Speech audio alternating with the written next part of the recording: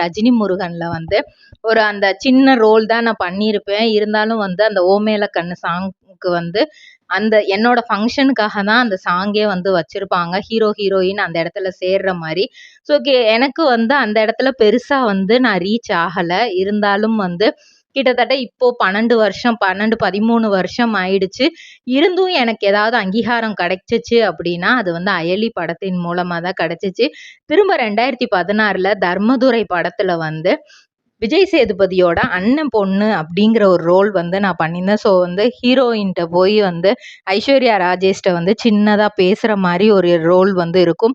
எப்போ விஜய் சேதுபதி கூட்டிட்டு போனாலுமே இந்த பொண்ணை தான் வந்து கூட்டிட்டு போறது மாதிரியான ரோல் வந்து கொடுத்துருந்தாங்க. அதுக்கு பாக்கு மட்டை தயாரிக்கும் மிஷின் கிடைக்கும். அதற்கான ரா மெட்டீரியல்ஸையும் வருடம் முழுதும் நாங்களே சப்ளை செய்து வருகிறோம். நீங்கள் செய்யும் தட்டுகளை நாங்களே எடுத்துக்கொள்கிறோம்.